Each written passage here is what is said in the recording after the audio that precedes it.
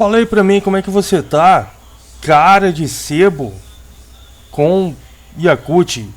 Tá tudo bem por aí? Por aqui tudo tranquilo. Eu sou o Carlos, faço parte do canal Cotidiano Tem Fim. Seria uma honra e um prazer enorme ter você aqui com a gente até o final. E quando chegar no final você decide, você avalia se é passível de like e de inscrição ou não. Na verdade, hoje eu tava com um outro tema para abordar aqui com vocês, né? Um tema até curioso de certa forma, sobre os empresários daqui da cidade de Cuiabá, capital do Mato Grosso, que estavam ali se organizando, né?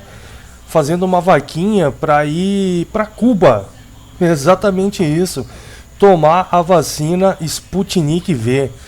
Mas eu tava dando uma folheada aqui na internet e achei um texto aqui incrível, principalmente para você jovem que tá aí com seus 16, 15 anos, né, 17, 18 também, né, porque é uma fase aí de muitas descobertas. Eu acharia incrível se você ficasse aqui até o final. Olha esse texto para você e para todos nós. Vamos lá. Eu estava aqui pensando com os meus botões. Quando se é moleque, nós experimentamos sensações das quais são novidades para o intelecto. Por exemplo, fazer novos amigos, começar a namorar aquela garota legal, um novo programa de TV e músicas de gêneros diferentes. Com isso, nós não nos perguntamos por quê. Apenas mergulhamos de cabeça naquilo que nos está fazendo bem e que também nos faça ter a aceitação necessária numa nova tribo. E então nós vamos nos desenvolvendo, cheio de erros e acertos, até que a nossa visão de mundo começa a se diluir em fatos e suposições antes nunca questionados. E então começamos a agregar uma palavra que dali para frente passa a ser permanente nas nossas vidas. A palavra é por quê? E descobrimos que essa simples palavra possui um poder gigantesco nas nossas vidas, porque é essa simples palavra que começa a nos mover, a nos impulsionar para um universo de descobertas e de assuntos bastante mal resolvidos. E então, ao mesmo tempo, você passa a aceitar que muitas questões jamais serão resolvidas pelo fato de ter um minúsculo tempo nessa simples vida, cujo tempo é apenas 1/1000º de segundo comparado ao vasto e infinito universo que cerca o grão de areia que é o nosso planeta. Bom, foi assim comigo e está sendo, e tenho certeza de que se você for apto à curiosidade, com certeza também terá a sua jornada de descobertas. É quando, também, você descobre o que te faz bem e o que não faz. Vou dar um exemplo, mas vale ressaltar aqui que o que você faz ou deixa de fazer cabe a você mesmo descobrir se isso é certo ou errado para você mesmo e não para terceiros. E também não tenho nenhum problema em aceitar de que para você isso lhe faz bem e é essa a jornada que se sente confortável em seguir.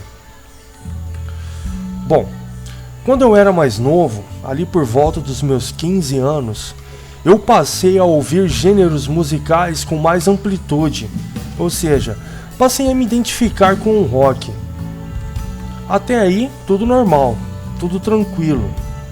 Ouvia bandas como Legião Urbana, que até hoje é uma das minhas bandas favoritas, Paralamas do Sucesso, Titãs, Barão Vermelho, com o eterno Cazuza.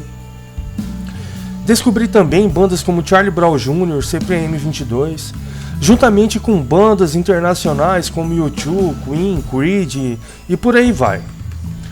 Até aí, tudo certo, tudo tranquilo. O problema é que, por passar a apreciar bastante a música, eu também passei a dar espaços para algo mais pesado e crítico, como por exemplo os gêneros mais pesados. Pesados com distorção de guitarra e pesados em críticas subversíveis ao lado espiritual. Passei a ouvir bandas de metal pesadíssimos, em thrash metal, heavy metal, metal progressivo e por aí vai. Bandas de um teor satânico bastante pesado, como a banda Slayer, o cantor Marilyn Manson e etc. E passei também a adotar aquele estilo de vida, com roupas pretas chamativas, e a frequentar os pontes desse movimento na minha cidade.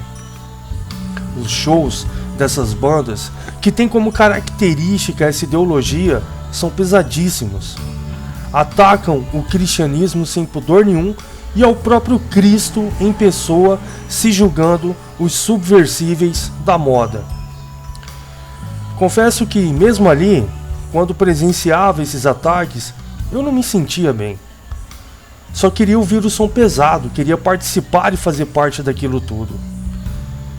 Me sentia mal com os ataques, pois fui criado em um berço cristão. E pelo mínimo que se conhece do Salvador, já é o suficiente para saber que os seus ensinamentos eram do bem e para o bem. Na verdade, a distorção de suas palavras ficaram a critério dos homens ao longo do tempo. E não que Cristo tenha ensinado errado. Mesmo começando a não me sentir bem naquele ambiente, estava ali para ser aceito. E de fato até era, pois eu era inteirado nas ideias e sabia debater os assuntos com educação e respeito. Mas foi aí, nessa época, que a palavra porquê entrou na minha vida, e então eu passei a questionar até mesmo o que era certo, de tanta curiosidade que eu desenvolvia no meu intelecto. E então eu passei a perceber que aquele ambiente não combinava mais comigo. Muitos ali se julgavam ateus, mas quando era para enaltecer Lúcifer e tentar difamar a Cristo, eles piravam nas ideias. Mas como isso? Sendo que para ser ateu você não acredita em Deus, mas também não acredita em Lúcifer e se baseia exclusivamente na ciência. Eu passei a observar os comportamentos daquela tribo numa forma mais ampla e de forma geral. E muitos ali tinham família e filhos. Se liga nessa ideia. Você sabe quem foi Aleister Crowley? Esse cara foi um dos seres mais satânicos da história humana. Ele organizava rituais com a elite londrina de forma macabra.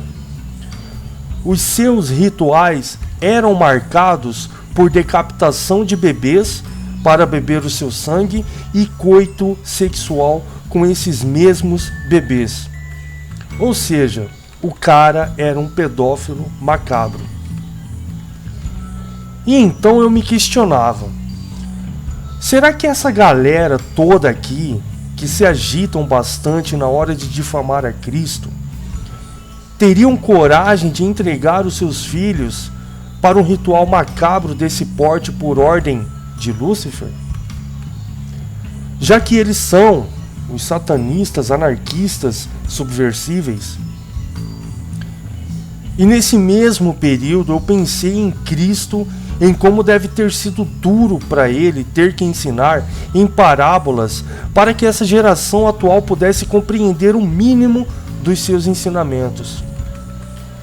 De como deve ter sido duro para o pai dele entregá-lo nas mãos de pessoas ignorantes, que só visam o próprio umbigo para tirar vantagem de tudo e de todos. Me lembro que nesse sábado à noite, quando tive essa epifania, eu dei uma olhada geral em todos e falei para mim mesmo: nunca mais me envolvo com esse tipo de hipocrisia. Tô fora. E ali começou uma nova fase na minha vida. passei a questionar tudo que descobria, e a cada descoberta descobria também que eram as perguntas que moviam a busca pelo conhecimento, e não as respostas. É óbvio que tenho muito mais a vislumbrar nessa vida, se não for interrompido precocemente.